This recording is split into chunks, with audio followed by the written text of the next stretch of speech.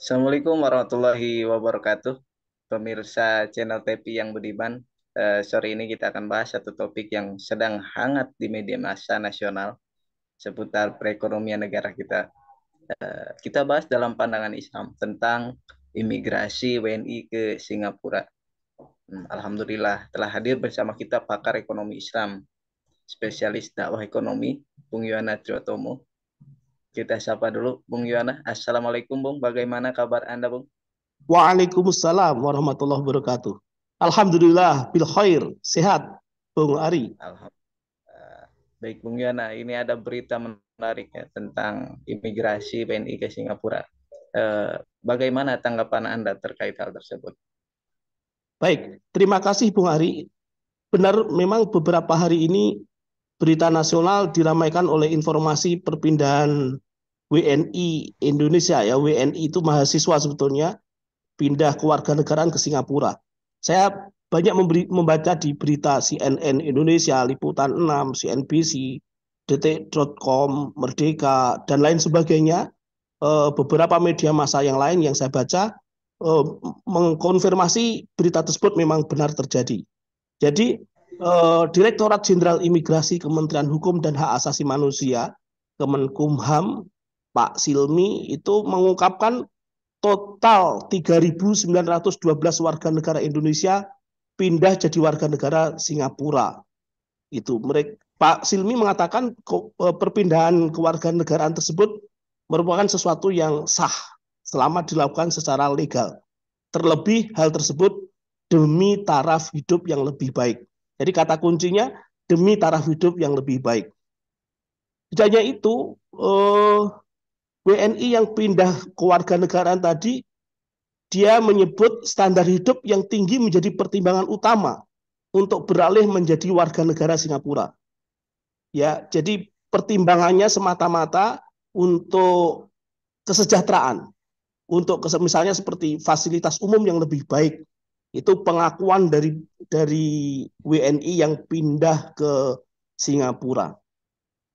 Pemirsa sekalian yang berbahagia, kalau kita baca berita-berita yang ada di media massa itu kita bisa menangkap beberapa kata kunci untuk kita analisis fenomena ini disebabkan oleh apa, yaitu tadi kesejahteraan mahasiswa demi taraf hidup yang lebih baik, fasilitas umum atau layanan publik lebih nyaman, potensi bisa lebih sejahtera, itu ada di Singapura, sementara tidak ada di Indonesia. Makanya kemudian mereka meninggalkan Indonesia menuju Singapura. Kalau kita analisis, maka ada problem mikro, problem makro, dan problem global. Kenapa fenomena ini terjadi? Problem mikro adalah problem perilaku sosial ekonomi individu-individu WNI yang pindah ke Singapura tadi. Jelas sekali. Motivasi mereka karena dorongan materi, kuah madiyah, atau paling banter adalah kuah maknawiyah, atau motivasi emosional. Mereka ingin sejahtera, mereka ingin mendapatkan kehidupan ekonomis yang lebih baik, mereka ingin mendapatkan pekerjaan dan lain sebagainya. Bukan karena motivasi spiritual, bukan karena untuk ibadah, itu bukan. Jadi memang berbeda antara motif dan motivasi ya, antara kimah dan kuah. Kalau motif itu sifatnya permanen, sifatnya fakta, tidak berubah karena menjadi realitas interaksi satu dengan yang lain, yaitu motif materi, spiritual, akhlak, dan kemanusiaan. Adapun kalau kuah itu ada tiga sifatnya, berjenjang dari yang paling bawah materi, emosional, dan yang paling tinggi adalah spiritual. Mereka pindah itu menjadi warga negara Singapura itu karena didorong oleh motif materi, motivasinya juga motivasi materi. Nah, ini merupakan cermin dari ketakutan mereka pada kemiskinan. Dan ini fitrah saja sih sebetulnya. Mereka berharap mendapatkan kesejahteraan. Sehingga kalau kita analisis sebetulnya problemnya lebih pada problem akidah, masalah rezeki. Mereka takut tidak mendapatkan rezeki. Itu problem mikro. Adapun problem makro adalah problem perbandingan Indonesia dengan Singapura. Kita tahu sejarahnya antara Indonesia dengan Singapura adalah sama-sama di bawah Kesultanan Islam, Kesultanan Melayu, Kesultanan Mataram, dan lain sebagainya. Hanya saja Singapura pada era Raffles ya, Gubernur Jenderal Hindia Belanda yang waktu itu menjabat di Bengkulu tahun 1811 sampai 1824, menyerahkan Malaysia ke Inggris. Kemudian Singapura ini termasuk wilayah Johor ya. Itu kemudian sampai pemerintahan Jepang ketika Jepang menjajah Asia Tenggara tahun 1941 sampai 1942, kemudian bersama Malaysia sampai kemudian pisah dengan Malaysia pada saat tahun 1965 sampai sekarang. Singapura memiliki pemerintahan sendiri dengan posisi strategisnya di antara silang daratan lautan ya, daratan dua benua Asia Australia dan lautan dua samudra Hindia dan Pasifik. Nah, pemirsa channel TV yang berbahagia, itu sejarah sejarah Indonesia dan Singapura, di mana memang secara geopolitik maupun geoekonomi Singapura lebih maju ketimbang Indonesia. Adapun kalau kita potret, kita analisis dengan problem global, sesungguhnya ini adalah problem kapitalisme yang menggurita. Kapitalisme global lebih kompleks dari aspek politiknya, ekonominya, hukumnya, dan lain sebagainya. Problem konsep dasar yang melatar belakangi fenomena perpindahan kewarganegaraan ribuan mahasiswa Indonesia ke Singapura tadi adalah karena adanya ideologi kapitalisme yang sudah mewabah di seantero belahan dunia.